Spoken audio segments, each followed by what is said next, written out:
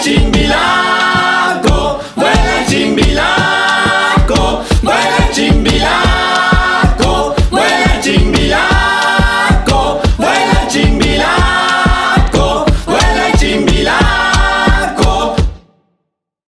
Prima di parlare di acromafie bisogna parlare di un fenomeno a monte. Credo che si possa dire di portata impressionante, che è il caporalato, cioè lo sfruttamento in ambito anche agricolo di manodopera, dunque di persone.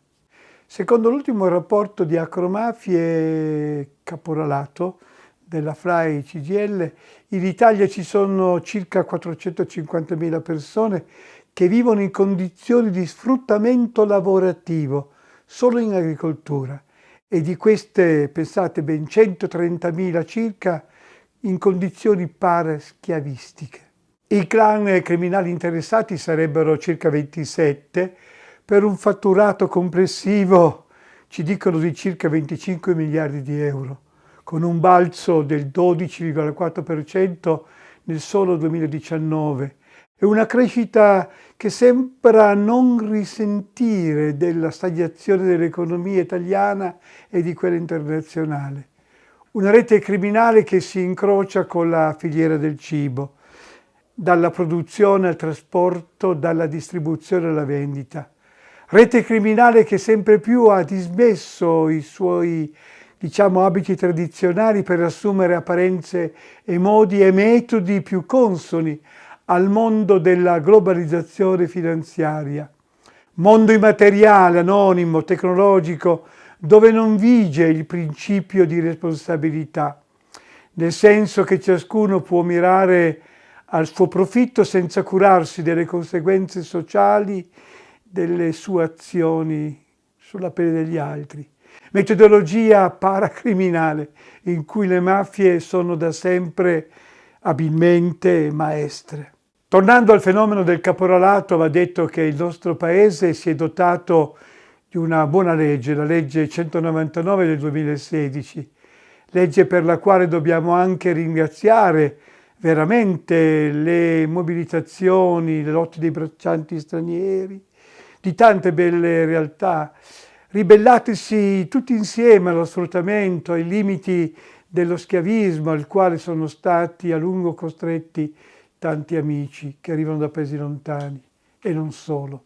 Ricordiamo tra le altre la mobilitazione seguita alle violenze a danno di alcuni braccianti africani, anni fa a Rosarno, nella piana di Gioia Tauro, ma anche recentemente nell'agosto 2011 poi la ribellione dei braccianti stranieri sfruttati nell'Ardò, nel Salento, guidati da uno studente del Politecnico di Torino, originario del Camerun, Ivan Sagné, che proprio recentemente ha fondato l'associazione con degli amici No Cap.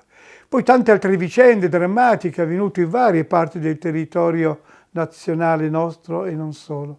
Il frutto di queste lotte, la legge 199 del 2016, è una norma di civiltà capace, quando applicata, di restituire libertà e speranza a donne, a uomini che per anni hanno lavorato anche 14, 15 ore al giorno per qualche centinaio di euro al mese, obbligati ad abbassare la testa, fare genuflessione davanti ai padroni e a vivere in ghetti o baracche.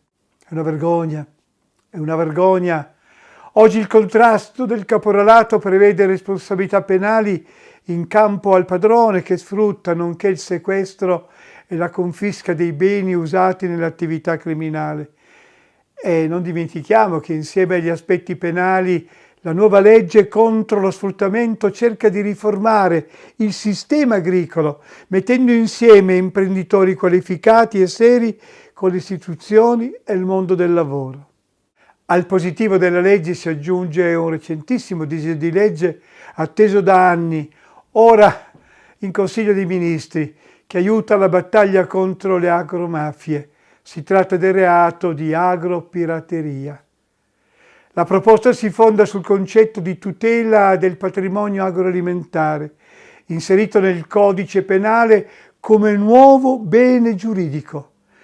In buona sostanza viene predisposta una rete di protezione più ampia dell'attuale, che tutela dalla contraffazione solo i prodotti DOP e IGP.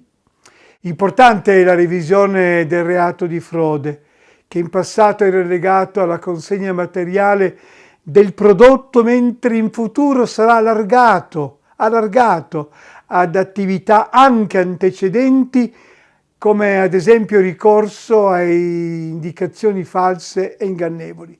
E sotto questo profilo saranno in modo specifico sanzionati i casi di falso biologico e di falsa indicazione d'origine.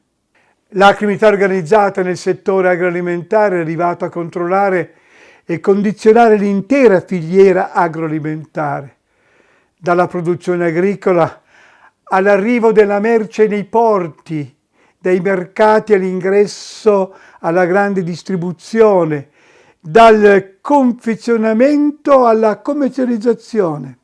È un percorso criminale che coinvolge attività, tante, a loro volta criminali, quali la tratta di esseri umani finalizzata allo sfruttamento lavorativo e il caporalato in agricoltura, il riciclaggio di capitali illeciti attraverso il lavoro nero e grigio, i racket, l'usura a danno degli imprenditori in difficoltà, la gestione diretta dei mercati generali allo scopo di condizionare la borsa dei prezzi.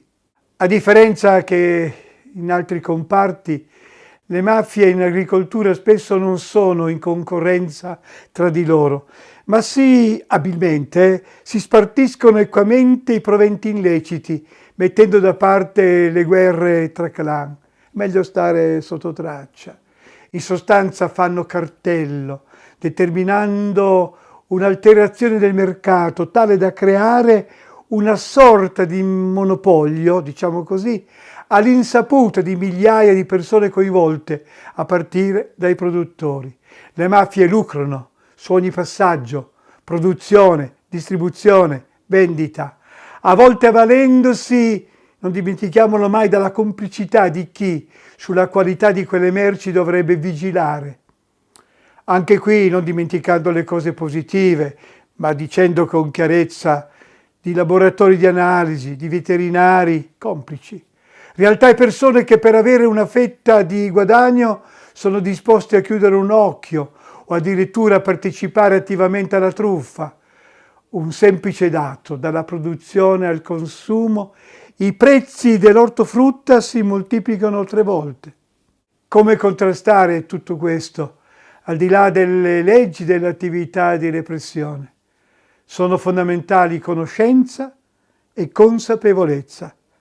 Praticare un consumo critico vuol dire informarsi, assumersi la responsabilità di acquistare prodotti buoni, anche dal punto di vista etico.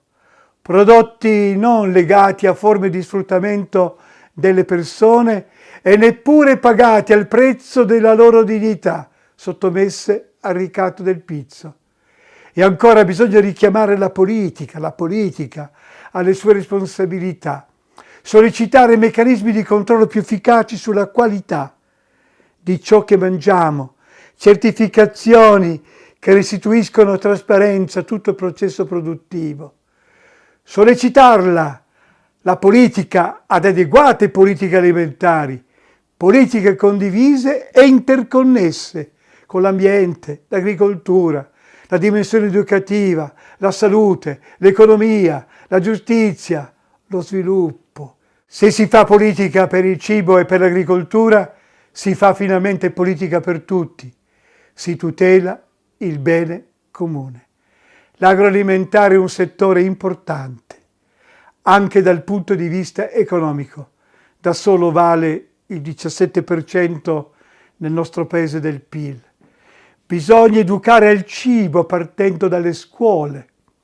È inconcepibile che nei programmi scolastici non si parli di catena alimentare, di filiera alimentare. Parlare di cibo significa parlare di identità di un territorio. Significa parlare di storie, di tradizioni, di sapori e di saperi di una terra, di un paese. Cibo è geografia politica e politica economica. Il cibo non può essere trattato come una merce qualsiasi, è parte della nostra anima, della nostra vita. Vuela Chimbilaco.